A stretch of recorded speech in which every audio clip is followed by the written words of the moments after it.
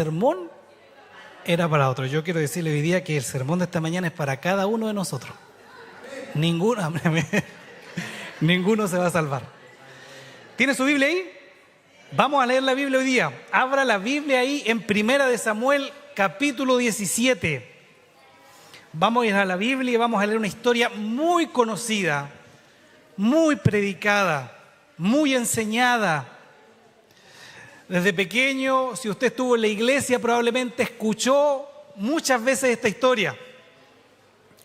Ha escuchado quizás un montón de predicaciones en relación a esta. Hay muchos predicadores hablando de esta historia. Sin embargo, en esta mañana yo quisiera centrarme en algunos detalles interesantes de la historia, una de las historias más repetidas, más famosas de la Biblia. 1 de Samuel, capítulo 17. Y queridos hermanos, como el sábado pasado no me dejaron hablar nada, no pude saludarles. Me voy a tomar un poquito más de tiempo, ¿ya? 1 de Samuel, capítulo 17. Voy a obviar y voy a saltar varias partes de esta historia que yo sé que usted conoce de memoria. Muchas veces escuchada. Vamos a leer, ¿sí? Vamos a leer harto la Biblia esta mañana. Dice así, capítulo 17, verso 1. Dice, los filisteos juntaron sus ejércitos para la guerra y se congregaron, ¿dónde dice? En Soco, que es de Judá, y acamparon entre Soco y Azeca en Efes-damim. También Saúl y los hombres de Israel se juntaron y acamparon, dice, en el valle de Elá, y se pusieron en orden de batalla contra los filisteos. Y los filisteos, dice la historia, trate de imaginársela, ¿ya? Vamos a pensar. Y los filisteos estaban sobre un monte, dice la Biblia, a un lado, e Israel sobre otro monte al otro lado, y el valle entre medio. ¿Dónde cree usted que iba a ser la guerra? En el valle. ¿Cierto? Todo hacía presagiar que en algún momento un ejército iba a atacar, el otro iba a responder y se iba a producir la guerra en el valle. Pero entonces, dice el versículo 4, salió entonces del campamento de los filisteos un paladín, el cual se llamaba Goliat de Gat y tenía de altura 6 codos y un palmo. Y aquí en el versículo 5, en el versículo 6 y en el versículo 7 menciona algunas características de cómo Saúl iba vestido. Pero quiero saltarme al versículo 8 porque ya sabemos que Saúl iba fuertemente armado. Y dice, y se paró y dio voces a los escuadrones de Israel diciendo, ¿para qué os habéis puesto en orden de batalla? ¿Acaso no soy yo filisteo y ustedes siervos de Saúl? Escojan a un hombre de entre ustedes que venga contra mí. Si él pudiese pelear conmigo y me venciere, nosotros seremos vuestros siervos. Y si yo pudiese más que él y lo venciere, vosotros seréis vuestros siervos y nos serviréis. Y añadió Goliat, hoy yo he desafiado al campamento de Israel. Denme un hombre que pelee conmigo. Lo que estaba haciendo Goliat era interesante, incluso a lo mejor hasta inteligente. ¿Para qué vamos a desgastar todos los ejércitos? Mejor denme un hombre, peleamos entre los dos, y el que gane, el otro le sirve. Pregunto, ¿quién era el más calificado para ir a pelear contra Goliat? ¿Por qué Saúl? Muy bien, la Biblia dice que Saúl era el hombre más alto de Israel. No había más alto que Saúl. El segundo más alto de Israel le llegaba al hombro, dice la Biblia. Por lo tanto, por altura, Saúl era quien más podía hacerle peso a Goliat. ¿Sí o no? ¿Estamos de acuerdo? ¿Por qué más Saúl? Muy bien, Saúl era el rey. ¿Quién más que el rey pudiese defender los intereses militares del pueblo? Era la primera autoridad, era quien tenía que sacar la cara por el pueblo. ¿Qué más? Por lo menos hay una característica más que menciona la Biblia que nosotros podemos acompañar la historia para decir que Saúl tenía que ser el hombre. Bueno, ahí me dio una cuarta. Interesante. Saúl no solo era el más alto, no solo era el rey, sino aparte había, otra característica, había sido apartado por Dios y había sido ungido por él. Una bendición especial que no todos los israelitas tenían. Muy bien, gracias, interesante. Una cuarta. Muy bien. La Biblia dice que Saúl era un hombre de guerra. Por lo tanto, si había alguien calificado para enfrentar a Goliat, ese era Saúl. Pero miren lo que dice la Biblia. Verso 11. Vamos a la Biblia, vamos. No se me quede dormido. Si usted ve que su compañero se está quedando dormido, pégale un codazo. Y hermana Carmen, tire la oreja al hermano Rodrigo si se está quedando. Miren lo que dice el versículo 11. Oyendo Saúl y todo Israel estas palabras del filisteo, ¿qué les pasó? Se turbaron y tuvieron gran miedo. Ahora miren lo que hace la Biblia. Usted se va a dar cuenta que en este capítulo 17 la Biblia hace varios paréntesis. ¿Dónde estamos ahora? ¿En qué parte? ¿En qué lugar estamos? Estamos en el valle, estamos en la batalla, ¿cierto? Ahí estamos, ¿sí? No se me vaya. Estamos en la batalla. Pero ahora la Biblia nos lleva hacia dónde está David. Miren lo que dice el versículo 12. David era hijo de aquel hombre efrateo de Belén de Judá, cuyo nombre, ¿cómo era? Acuérdense de esto, porque nos va a mencionar y nos va a ayudar a poder entender algunas lecciones. ¿Cómo se llamaba el papá de David? Isaí. ¿El cual tenía cuántos hijos? 8. Y en el tiempo de Saúl, este hombre, ¿cómo era? Viejo y de gran edad entre los hombres. Y los 3 hijos mayores de Isaí habían ido para seguir a Saúl a la guerra. ¿Y cómo se llamaban los 3 hijos mayores de Saúl? Eliab, Abinadab y Sama. Acuérdese de Eliab. Eliab era el mayor, el primogénito. ¿Cuántos de los que estamos aquí somos los mayores de la familia? Sí, veo varias manos que somos los mayores. Bueno, Eliab era el mayor. Acuérdese de esto porque esto va a ser importante. Y dice el versículo 14 otro detalle, acompáñeme. Dice que David era el menor, el más chiquitito. Y los mayores fueron a Saúl. Pero David había ido y vuelto dejando a Saúl para apacentar las ovejas de su padre en Belén. Aquí la Biblia también nos da un detalle. ¿Qué hacía David? Era un pastor de ovejas. Miren lo que dice el versículo 16. Ahora, estábamos en Belén. Ahora nos volvemos al campo, al valle al campo de batalla. Verso 16. Dice, venía pues aquel filisteo por la mañana y por la tarde, y así lo hizo. ¿Por cuánto tiempo? ¿Se ha preguntado usted por qué Goliat venía en la mañana y en la tarde? ¿Alguna vez?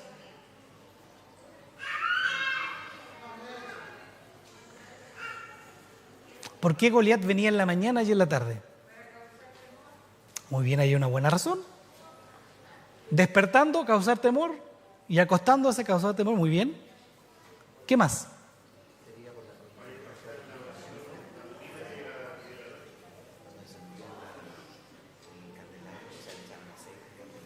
Mire, no tenemos la certeza, pero hay un autor que se llama, ustedes lo han conocido, probablemente lo han escuchado, que se llama Flavio Josefo, un historiador del primer siglo.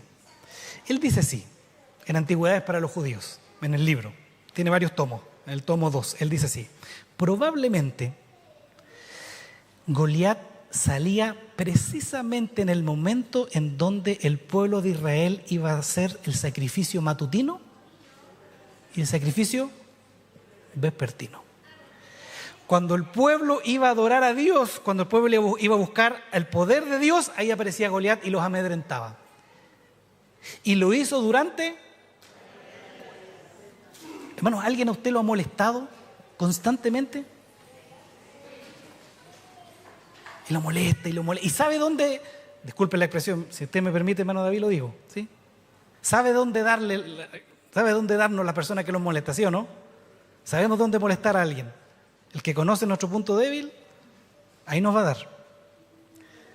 ¿Ha tenido alguien que lo ha molestado por tiempo? por 40 días quizás. Bueno, yo tuve un vecino en un lugar X, que el vecino era no sé cómo llamarlo, pero no le gustaba, anti-vecino, no le gustaban los animales, pero así. Nosotros teníamos una perrita en ese tiempo, y el vecino todos los días, cuando salía al patio, le tiraba agua. Bueno, y donde nosotros vivíamos, en ese lugar, todos los pastores anteriores habían vivido en esa casa. Por lo tanto, todo el lugar era un pueblito chiquitito. Todos sabían que vivía el pastor de la iglesia adventista. Y cuando yo veía al vecino que salía, le gritaba garabatos, le tiraba agua, tenía unas ganas de evangelizarlo. Y yo le decía a mi esposa, ay, amor, y me dice, no, me decía, no, acuérdate que tú eres el pastor. Pero ya no aguanto más, le decía, ya no aguanto. Y después empezó a tirarle piedras. Y un día encontramos gas pimienta. Pero mi esposa todavía me tenía las riendas bien cortas. Así que, pero un día ella empezó a trabajar en ese lugar, se iba muy tempranito y le tocaba salir a hacer rondas de enfermería por el campo. Y esa mañana yo había dejado a la laica en el antejardín. Bueno, yo a todo esto, hermano, por lo menos llevaba unos 15 días con la misma situación. Y ya la paciencia estaba en un punto límite. Y temprano en la mañana, el hombre salió por afuera al vecino de al lado y vio que la laica lo veía y le ladraba. Fue. Y el hombre empezó a tirar piedras para adentro de mi casa. Y dije, ya no aguanto más, dije. No, vi para el lado, no había nadie, no estaba mi esposa. Y dije, esta es la mía, dije. Bueno, salí para afuera, el hombre ya era un hombre de edad, pero me buscó pelea. Me dice, sal para acá, no te crees muy cristiano, me decía. ¿Ah? No, andas cantando, andas orando, ven y pelea a ver si eres tan fuerte, me decía. Ya cuando vi esa actitud que quería pelear conmigo, dije, no, ya no vale la pena ni siquiera hablar, así que tomé a la laica, la entré nomás y me encerré. Bueno, tuvimos que cambiarnos de casa, hermanos.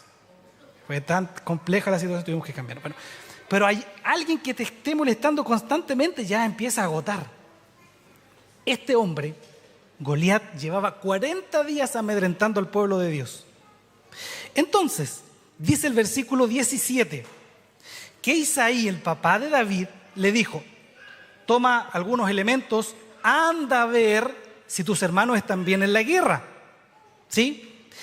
Y estos, dice, 10 quesos de leche, versículo 18, llevarás al jefe de los 1000 y mira si tus hermanos están bien. Y tráeme una muestra de que están bien. Vuelve el versículo 19 a decir, y Saúl y todos ellos estaban, los de Israel, en el valle de Elá, ¿cierto?, peleando contra los filisteos. Verso 20, hermanos, y aquí yo quisiera detenerme, y esto es lo más importante que yo voy a decir en la mañana. Después, si quiere usted, quédese dormido. Pero esto es lo más importante. Quiero detenerme en lo siguiente. La Biblia dice, versículo 20, se levantó pues David de mañana. Y quiero hacer un alto ahí. Cuando usted encuentre en la Biblia que ella diga que una persona, que un hijo de Dios se levantó de mañana o muy de mañana, la sierva de Dios tiene una cita que dice, cuando la Biblia señala eso, es porque ese hombre o esa mujer se levantaba temprano a pasar tiempo con Dios. Si hay algo que caracterizó la vida de David, aun cuando se equivocó muchas veces, era que David era un hombre que pasaba tiempo con Dios todos los días. A la corta edad de David, algunos historiadores dicen que David tenía entre 16 y 18 años cuando ocurrió esto. David había entendido de que no había cosa más importante en la vida cristiana, hermano. Yo quiero decirle esto hoy día en la mañana. No hay nada más importante, no hay nada más que supere, no hay nada más que tenga influencia en su vida. De hecho, el éxito de la vida cristiana, ¿sabe cuál es el éxito de la vida cristiana? El éxito para un hijo de Dios está en pasar la primera hora de cada, o el tiempo que usted quiera, con Dios. No hay nada más importante en la vida que esto. Usted puede venir todos los días al templo. Puede ser el primero en llegar y el último en irse. Puede ser el que trae las ofrendas más grandes. Puede ser incluso el que hace muchas cosas para Dios. Ahora, no estoy diciendo que esto no sea importante. ¿Es importante venir al templo o no? Sí, claro. ¿Es importante devolverle a Dios lo que le pertenece? Por supuesto que sí. ¿Es importante hacer cosas para Dios? Por supuesto que sí. Pero no hay nada que venga a hacerle, disculpando la expresión, competencia a esta característica que sí o sí debe tener un hijo de Dios. Un hijo de Dios tiene que haber aprendido en esta tierra a pasar tiempo con Dios. Porque cuando usted pasa tiempo con Dios, Dios empieza a transformar su vida. Cuando usted pasa tiempo con Dios, usted pasa a ser influenciado por Dios y empieza a influenciar a los demás. Porque cuando usted pasa tiempo con Dios, se nota. Yo conocí a alguien que usaba esta expresión. Cuando una persona pasa tiempo con Dios, hacia él. Se huele. Se huele. Este hombre, esta mujer, este joven, esta señorita, este niño, esta niña, pasó tiempo con Dios. Porque, apreciado hermano y hermana, lo más importante que Dios quiere decirte, escucha bien esto, lo más importante que Dios tiene para decirte no te lo va a decir el pastor desde el púlpito, no te lo va a decir un anciano desde el púlpito, no te lo va a decir un predicador desde el púlpito, desde aquí adelante. Lo más importante que Dios tiene para decirte te lo va a decir a solas en tu casa. Dios quiere hablarte todos los días. Dios tiene un mensaje especial para ti todos los días. No necesitas de un intermediario para que Dios te hable. Dios quiere hablarte directamente a ti todos los días.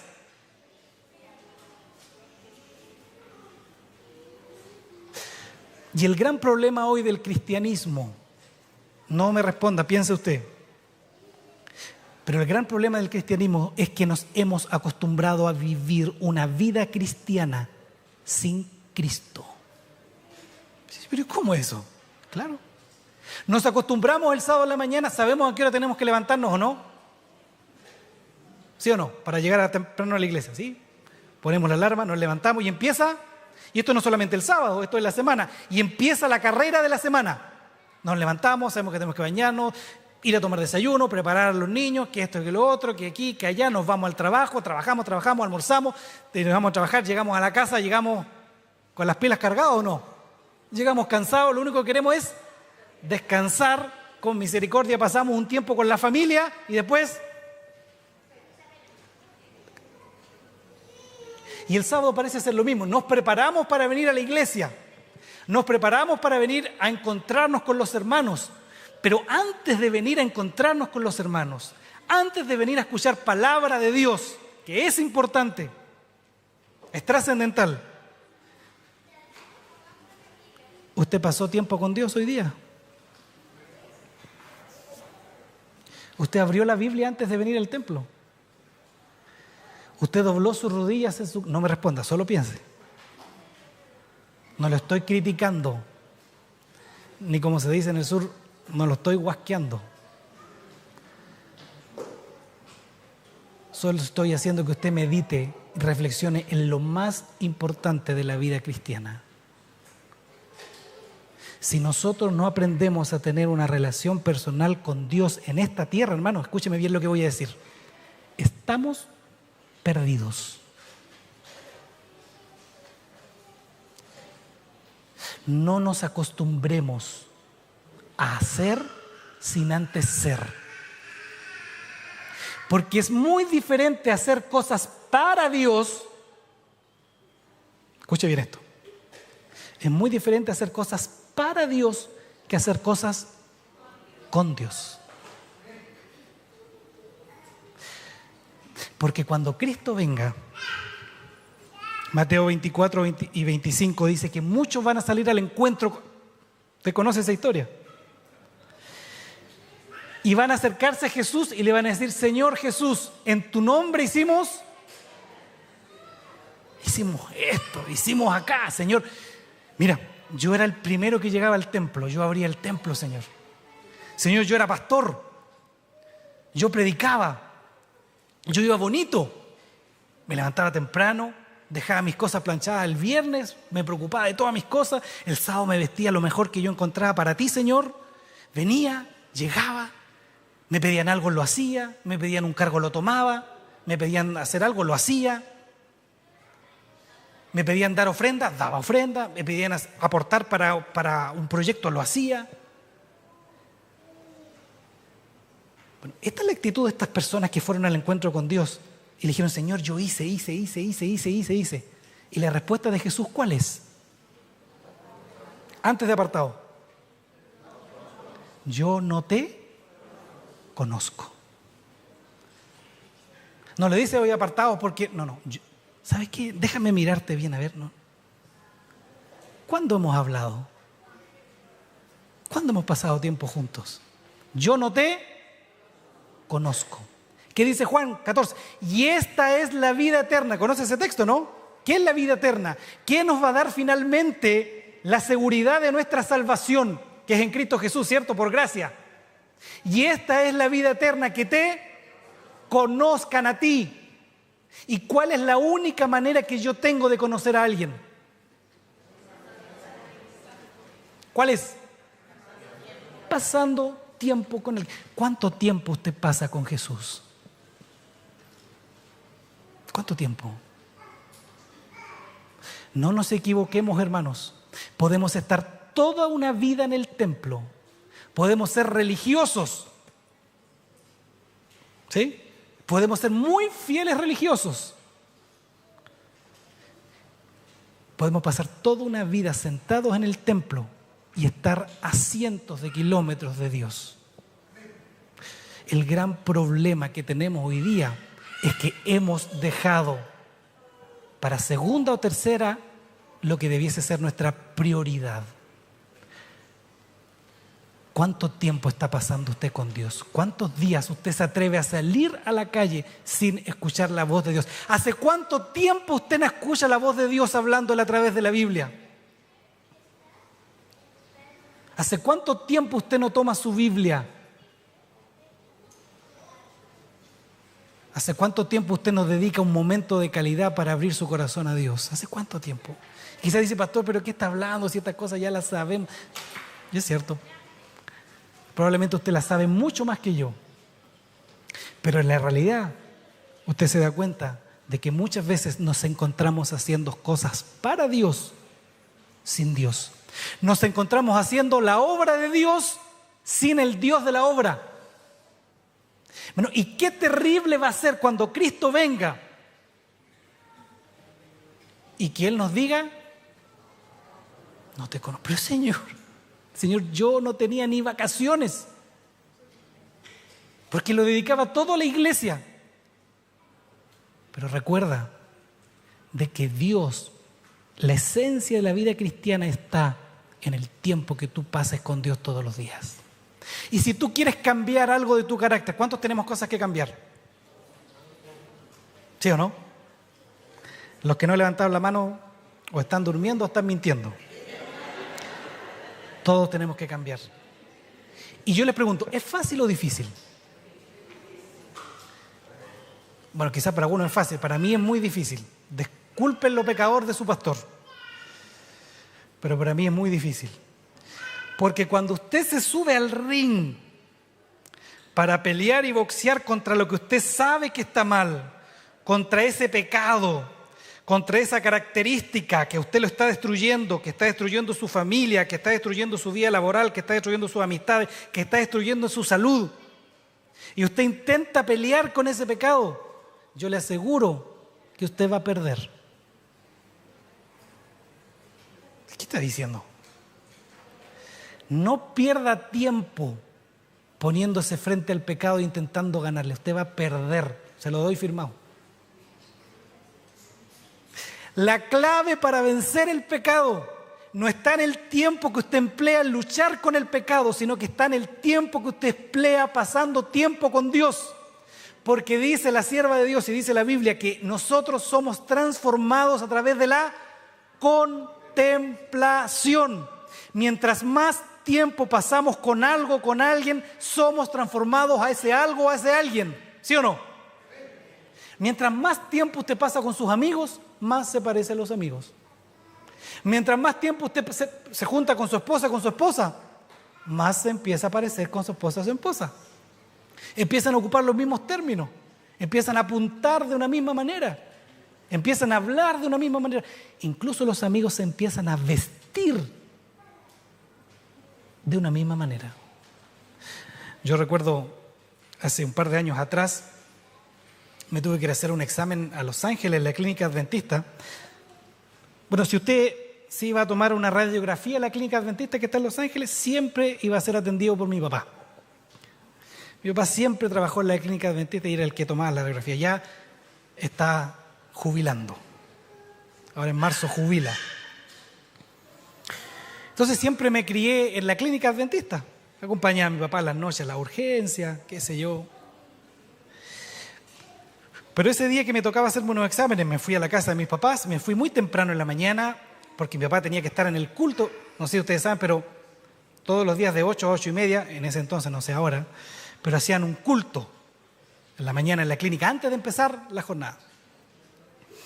Y cuando yo llegué, algunos me conocieron, sabían que yo estaba estudiando, o había terminado teología, estaba de pastor en el sur. Me dijeron, Diego, ¿por qué no tomas el tema en el culto?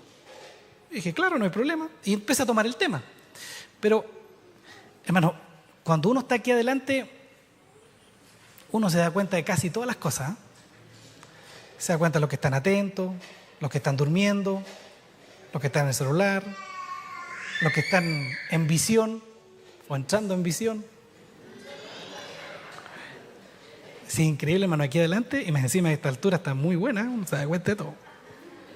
Los que no, uno se da cuenta de los rostros. Interesante, hay cosas que nuestros rostros también hablan. Y yo me estaba predicando, empecé a dar cuenta que había un grupito acá que me miraba y se reía. Y otro grupito atrás también, yo por el otro lado. Y uno se dio cuenta y me empecé a desconcentrar del tema. Y dije, estaré mal vestido, dije yo. Y empecé a mirarme los zapatos y dije, no están tan luchados, pero me miré bien, cinturón, corbata. Mi pelo, este pelo es terrible, hermano, es terrible. Si no estaré con el pelo. Saqué mi celular así como que no quería la cosa, lo usé como espejo, así como que estaba mirando la hora. Y yo estoy bien peinado, dije. Bueno, no supe qué cosa era. Terminé de predicar y se acercaron algunas personas. De todo el grupito, un grupo se acercó. Dijo, Diego, oye, es increíble, me dice, cómo tú predicas igual a tu papá. Igual. Hablas igual, gesticulas igual, apuntas igual, haces los énfasis iguales a él. Y yo me fui ese día en el bus pensando, ¿alguna vez yo a propósito intenté copiar a mi papá? Nunca. ¿Por qué le copié? Porque pasé tanto tiempo con él que me empecé a parecer a él. Bueno, mientras más tiempo tú pasas con Jesús, más te pareces a él. Por eso es que la Biblia llega a decir, es él, no tú, es él que coloca el querer como el hacer. Por eso es que tu vida empieza a ser transformada y las cosas que te gustaban antes, ahora ya te empezaron a dejar de gustar. No porque tú seas un santo y que ya estás caminando en las nubes. No. Es porque Dios está haciendo la obra en ti en la medida de que tú pasas tiempo con Él. Por eso es que cuando hablan de David, una cosa es lo que yo digo de mí.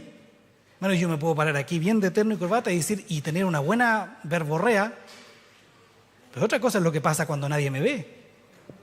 Otra cosa es lo que pasa en la casa, cuando no estamos en el templo, porque hermanos, en el templo, como dice, o decía alguien por ahí, no voy a acusarlo, en el templo todos tenemos cara de culto. En el templo todos somos buenos, hermanos.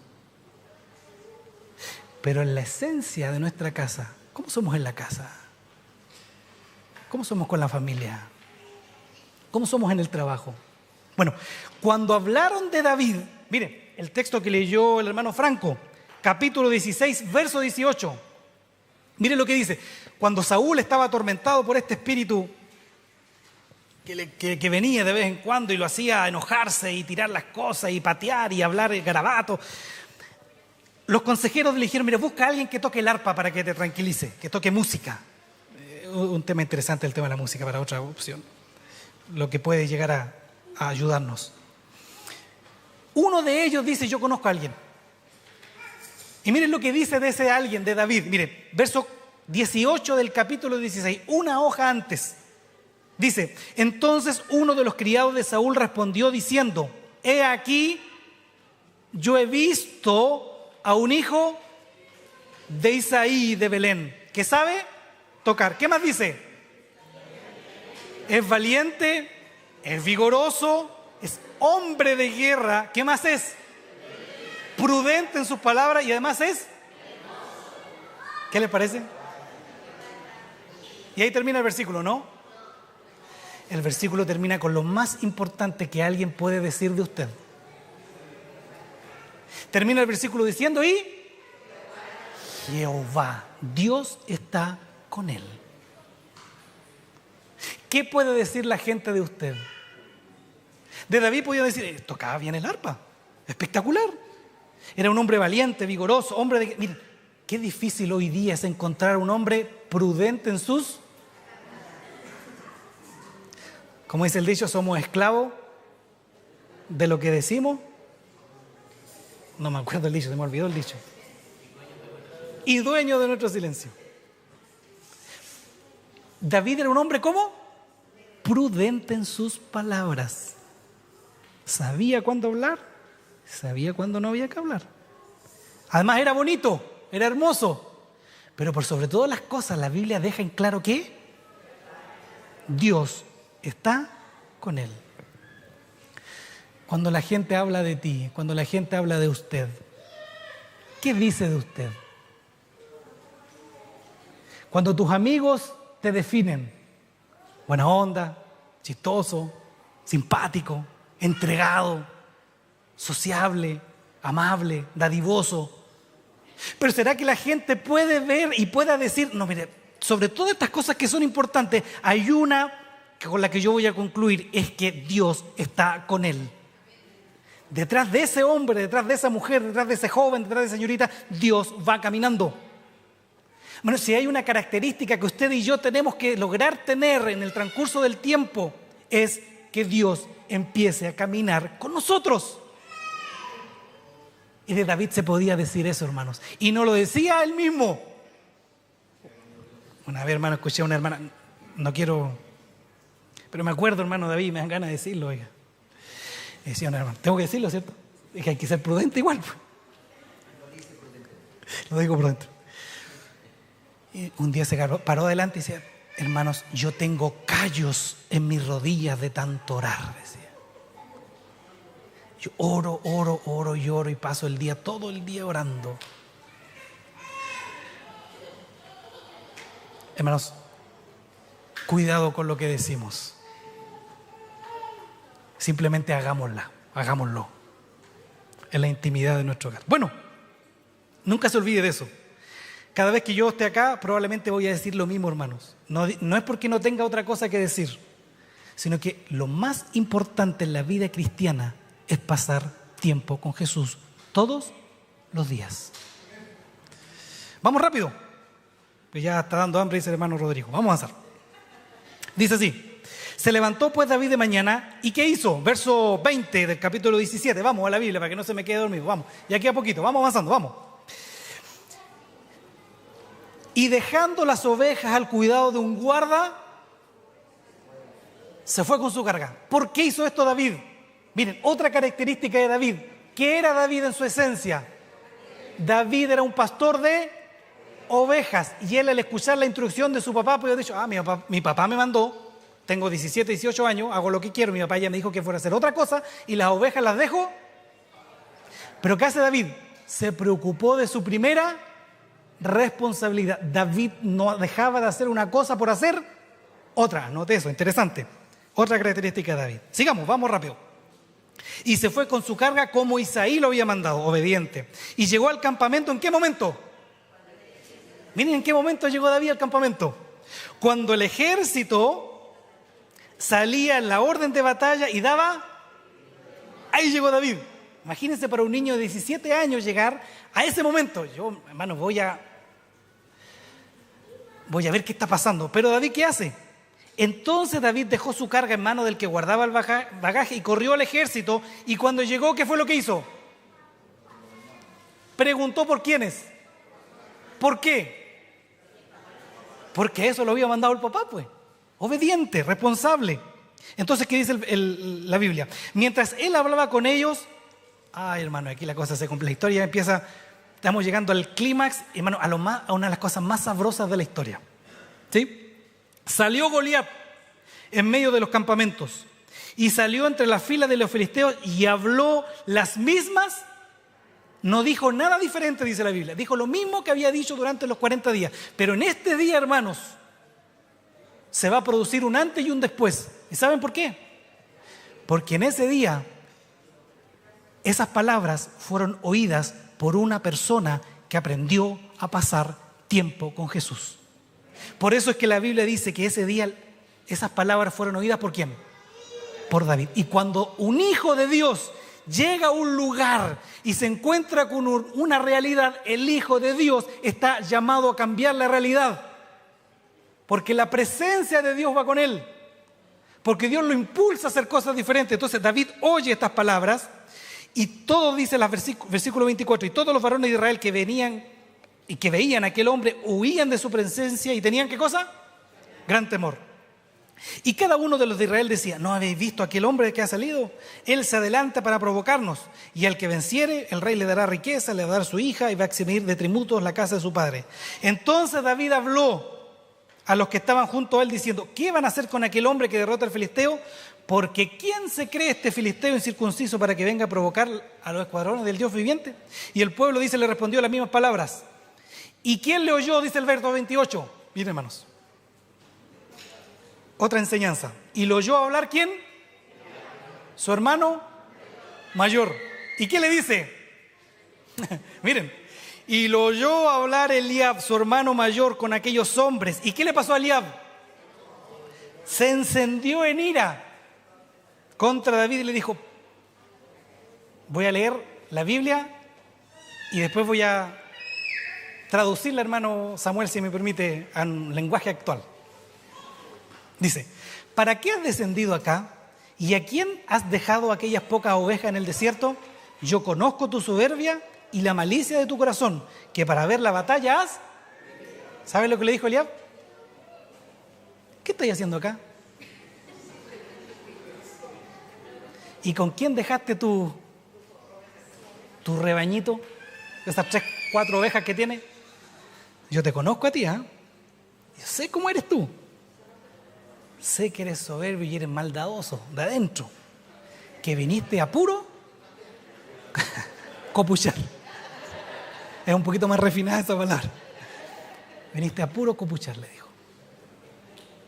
¿Qué hace David? ¿Usted ha escuchado a alguien que le quiere echar abajo el avión cuando usted quiere hacer algo bueno? Hermano, yo generalmente entraba en discusión con esa persona. Es más, David puede haberle dicho, oye, ¿y a ti no se te cae la cara de vergüenza? ¿Acaso tú no eres el primogénito de nuestro padre? Tú deberías haber sacado la cara por la casa de papá. Tú tenías que haberte presentado ante Goliat. Tú tenías que haber dicho, yo soy hijo de Isaí, vamos a pelear porque... ¿Y estás aquí escondido con todos los demás? Temblando. Gracias a Dios yo no fui David. Pero si yo hubiese sido David, le hubiese respondido a Celia. ¿Con qué cara vienes tú a hablarme? Miedoso. ¿Pero qué hace David? Mira el versículo 29. David dijo, ¿qué hice? ¿Acaso no puedo hablar? Miren lo que dice el 30. ¿Qué hizo él? Hermano, miren. Cuando hay alguien que a usted lo desanima, cuando hay alguien que a usted lo critica, cuando hay alguien que usted lo toma de la chaqueta y lo tira para abajo cuando usted quiere hacer algo bueno. ¿Le ha pasado, cierto? No pelee tiempo, no pierda tiempo peleando. No, ¿para qué, hermano? Yo de repente no, ¿y usted qué me...? ¿Qué hizo David? Se apartó hacia otros. Hermano, no pierda tiempo en discutir. Otra lección. No, deje ahí y cambie su rumbo. Y júntense con aquellos que tienen la visión de construir. ¿Sí? Se juntó con otros y le dieron la misma respuesta. Miren lo que dice el 31. Vamos rápido porque fueron oídas. Ahora miren, ya tuvo en el primer encontrón con Eliab, su hermano mayor, y fueron oídas las palabras que había dicho David y se las contaron ¿a quién? ¿Quién era Saúl? El rey. Porque hermano, ninguno de los anteriores se había atrevido a decir algo parecido. Entonces cuando David le contaron, oye, ¿sabéis que anda un muchachito diciendo que tráiganlo? Y Saúl lo hizo venir. Y miren lo que dice el versículo 32. ¿Quién habló primero? ¿Saúl o David? ¿Quién mandó a llamar a quién? Saúl. ¿Pero quién habló primero? Ay, ¿qué dice David? David dice, no desmaye el corazón de ninguno a causa de este. Tu siervo irá y peleará contra este filisteo. Verso 33, gracias por estar adelante. Y dijo Saúl a David, ¿quién le dice Saúl? Tú no puedes. Tú no puedes. Tú no puedes. ¿Ha escuchado usted alguna vez eso? Cuando usted quiere hacer algo, cuando usted tiene un problema, cuando usted tiene una dificultad, cuando hay una enfermedad, cuando alguien... ¿Quién le dice? Tú no vas a poder. Tú no puedes. El rey, el que debía dar el ejemplo, el que debería... Ya vamos, dale nomás. Vamos que se puede. Peguemos una oracioncita y veamos qué pasa. El rey le dice, tú no puedes pelear con él porque tú eres apenas un muchacho y él es un hombre de guerra. Hermanos, cuando hay alguien que quiere frenarte en el propósito de Dios, en el nombre del Señor tú puedes. Que nadie te diga que tú no puedes. Avanza adelante. Cuando el que tú pensaste que te iba a apoyar en algo que va a traer beneficio para ti, tu familia, la iglesia, tu círculo cercano te dice que no, tú puedes. Pero tú no puedes porque tengas posibilidades en ti, tú puedes porque tienes la certeza de que el que va contigo, ¿quién es? Dios. No importa dónde vayas, lo importante es quién va contigo. No importa dónde te trasladen, no importa si te cambian de trabajo, no importa si dónde tengas que ir, no te preocupes, no tengas miedo. Si un día te llaman en teléfono y te dicen, oye, tienes una enfermedad terminal, te vas a morir. Si llega una enfermedad compleja, si tu hijo se fue, si algo está pasando en la familia y te dice, esto es complicado. No importa lo complicado de la vida. Lo importante es con quién estás cuando te toca enfrentar la situación complicada. No es qué, ni cuánto, ni dónde, ni cuándo. Es con quién. ¿Quién está contigo cuando las cosas pasan? Y David, si había una cosa que tenía certeza, era que Dios estaba con él. Mire qué dice David. David respondió, y David quizás se pudo haber achicopalado en la palabra, atemorizado, amilanado.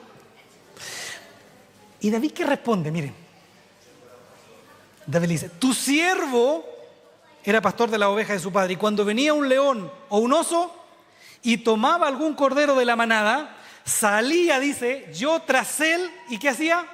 Lo hería y lo libraba de su boca, y si se levantaba contra mí, yo le echaba mano de la quijada y lo hería y lo mataba.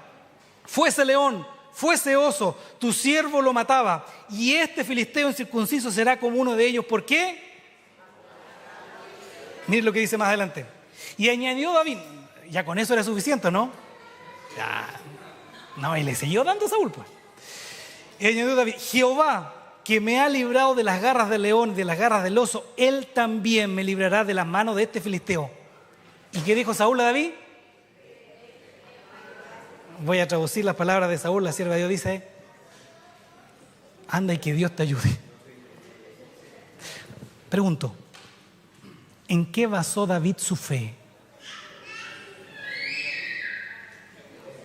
¿Tenía fe o no tenía fe? Sí, hermano, fe, valiente. Felicitaciones, Danela, por pasar adelante a contar la historia a los niños, hermanos. Estar aquí al frente, hermano, es para valiente. Felicitaciones, Dios te bendiga. Sé que era tu primera vez. Lo vas a hacer mejor, cada vez mejor, cada vez mejor, cada vez mejor. Pero hay que ser valiente, hermanos. ¿A cuántas personas no se les ha pedido hacer cosas? Ay, no, es que no puedo, no tengo tiempo. No, para Dios no hay tiempo. Hermano, necesitamos que usted ayude en esta área. No puedo. Hay que ser valiente. Hay que hacer cosas por Dios. Así que, póngale. ¿En qué basó David su fe?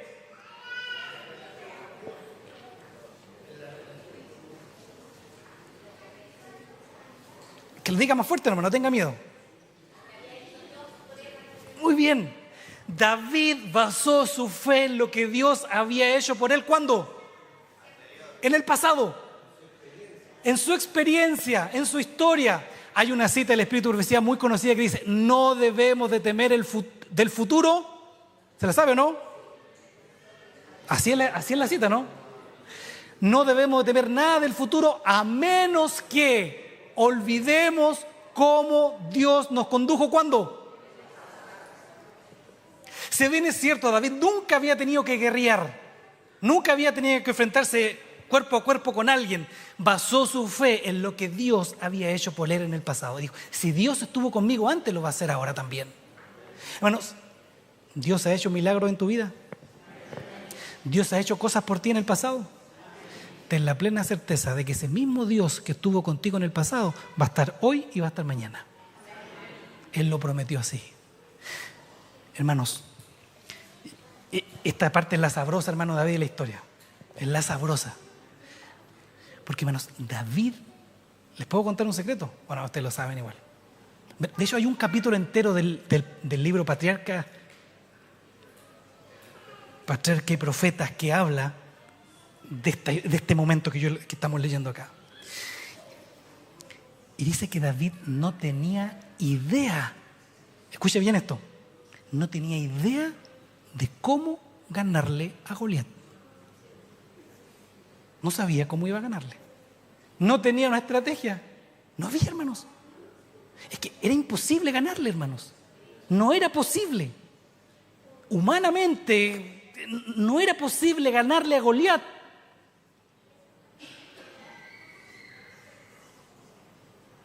Entonces Saúl le dice: tú no vas a poder. Pero dice: yo voy a poder. ¿Por qué? Porque, hermano, no se centra en el problema. Aunque es grande, yo sé que los problemas abruman. No le digo como a alguien que no se abrume por los problemas, porque sí me abrumo, y sí sufro, y sí me angustio, y sí me da ansiedad. Pero cuando le venga esa ansiedad, cuando le venga la desesperación, cuando le venga el problema, acuérdese quién está con usted. Y cuando usted recuerda quién está con usted, hermano, no hay nada ni nadie más grande que Dios.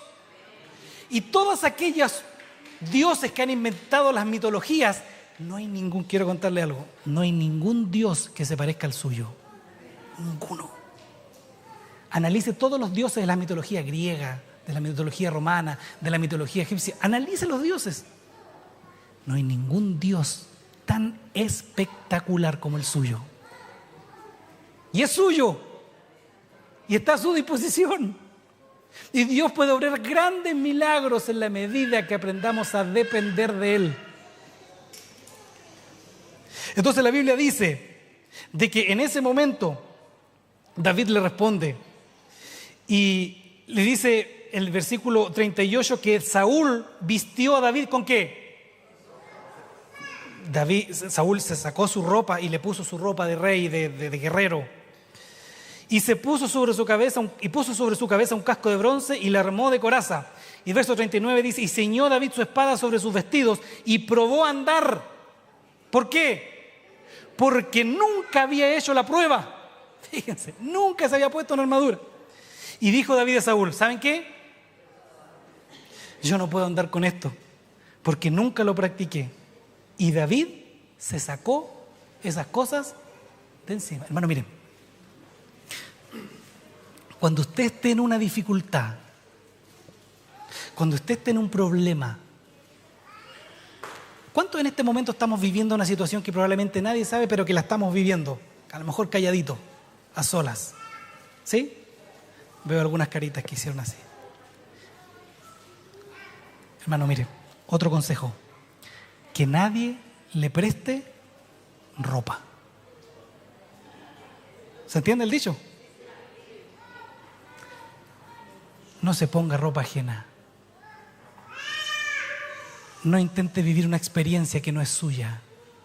Vaya a enfrentar la situación con lo que Dios le ha dado. No, pero es que el hermano, él... No se preocupe. ¿Qué es lo que Dios a usted le dio? Pero me ha dado tampoco. Eso, con eso vaya. Pero es que vaya. ¿Qué tomó David? Verso 40. Y tomó David. ¿Qué tomó? Un palo, hermanos. Sí, tomó un palo, un cayado en su mano y escogió 5 piedras y las puso en el saco pastoril, en el zurrón que traía, y tomó su banda en su mano y se fue hacia el filisteo. Esto es lo que yo soy. Soy un pastor de ovejas. No soy un guerrero. No tengo armadura de guerrero. Voy a enfrentarlo con lo que Dios me dio. Y se echó a andar, dice. Y miren, aquí estamos en lo sabroso. Y el versículo 41 dice: y el filisteo venía andando y acercándose a David y su escudero delante de él. David iba solito. Y cuando el filisteo miró y vio a David, ¿qué pasó? ¿Cómo lo miró? Vamos a decir lo que dice la Biblia mejor.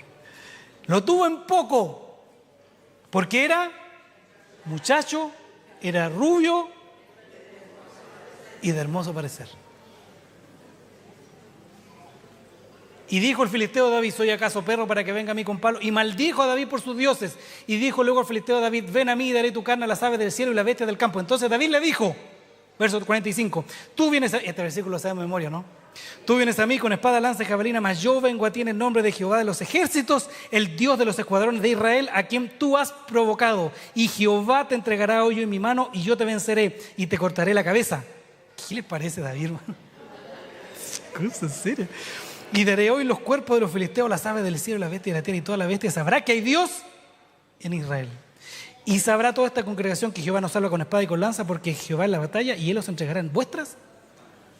Hermano, hay una cita bien cortita que yo le pedí al hermano Gonzalo que pudiese compartir. Mire lo que dice el patriarca y profeta. Solo un detalle.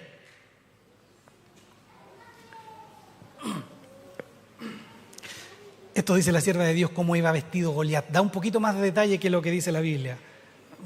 Profundiza un poquito más. Dice que la cota, que él estaba todo vestido debajo de la armadura, estaba hecha de planchas de metal, puestas la una sobre la otra, como las escamas de un pez, tan estrechamente juntas que ningún dardo o ninguna saeta podía penetrar a través de la armadura. ¿Cómo hacerlo entonces, hermano? ¿Cómo ganarle a Goliat? Hermano, yo cuando leí este capítulo, yo había escuchado de muy chiquitito esta historia un montón de veces, hermano. Pero cuando lo leí más detenidamente, y usted se da cuenta en la dificultad del momento, dice, no había forma de que David le ganara a Goliat. Es más, cuando David se echó a andar para ir contra Goliat, dice que él en su mente decía: ¿cómo le voy a ganar? No sabía. Usted se enfrentaría a algún problema sin saber cómo solucionarlo. Y ir así tan audazmente como lo que le dice el filisteo. No, yo voy a ir y todos van a morir y todos. Porque David no estaba preocupado, aunque sí estaba en su mente el cómo, pero decía: Dios me tiene que dar la salida. ¿Cómo? No sé. Pero Señor, tú prometiste que ibas a estar conmigo. Y si tú dijiste que iba a estar conmigo, me tienes que dar la salida. Y mientras él iba caminando para donde Goliat, todavía no había salida. ¿Hasta aquí, hermano? Escuche bien esto. Porque esto es lo importante de estar conectado con Dios. Porque cuando Goliat miró a un muchacho joven, bonito, con un palo, con un morral, que venía caminando hacia donde él, hermano, ocurrió el milagro. Que muchas veces nos saltamos y decimos, la onda, le cortó la cabeza y listo. No. Esta es la parte esencial. Ahí se produce el milagro, hermanos, en el detalle. Porque Goliat lo ve, dice la sierva de Dios, que Goliat no pudo creer lo que sus ojos estaban viendo. Y como no podía creer y el visor del casco de bronce no lo dejaban ver tan claramente, dice que tomó el visor y se lo levantó. Y cuando Goliat se levanta el visor para ver bien qué muchacho venía ahí, ¿saben lo que dijo David? Aquí está. Aquí está. Aquí Dios me abrió la ventana. Aquí está. Este es el momento. Por eso es que la Biblia dice que David corrió. Yo no me voy a saltar todos esos versículos, pero dice que corrió, se los voy a contar, porque usted lo sabe. Dice que tomó la onda, puso la piedra en la onda rápido, porque esto cuestión es de segundo. Bueno, porque de repente cuando Dios da la salida, usted tiene que estar ¿cómo? Atento, aquí está la puerta, pum, pasa por la puerta. Y de repente no le va a abrir una puerta, le va a abrir una ventana. Salga por la ventana que Dios le está hablando. Pero usted no tiene manera de saber cuándo Dios se la abre si no pasa tiempo con él. Por eso es que cuando Goliat se levanta el visor, David dice, aquí está, Señor. Se echó a andar, corrió, puso la piedra en la onda y con una precisión pero magnífica, tira la piedra y dice que la piedra, ¿ha leído lo que dice la Biblia? La piedra dice que le dio medio, ¿dónde? En la frente. Y en más dice la Biblia, la piedra le quedó clavada en la frente, hermano. Precisión y fuerza juntos. Le quedó clavada en la frente. Dice la Biblia que Goliat, frente a ese tremendo golpe, ¿cómo cae? ¿Cayó para atrás? ¿Cayó para adelante? ¿Están seguros? Interesante, cayó para adelante y se cayó de guatita. Si usted lee la Biblia después con más atención en casa, cayó para adelante. Hermano, y ya era increíble, hermano. Y yo que David ahí me hubiese levantado, me hubiese mirado al ejército que estaba en el monte, y dice, ¿se podía o no se podía? ¿Pero qué hace David? Dijo, no, esto todavía no está terminado, dice. Dice que corrió. Vio que el gigante cayó, él corrió a toda marcha, se paró arriba de él, dice la Biblia. Arriba de él. Le sacó su espada y lo terminó de matar.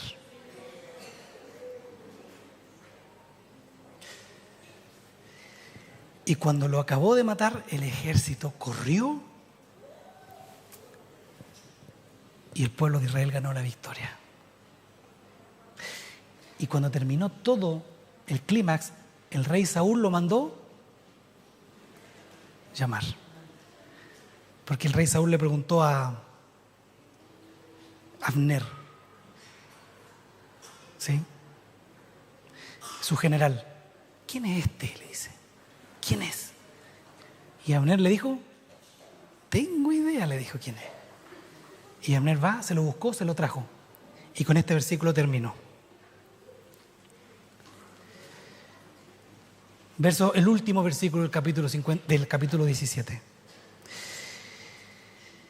Y le dijo Saúl, muchacho, ¿de quién eres hijo? Y David respondió y dijo, yo soy hijo de tu siervo Isaí de Belén.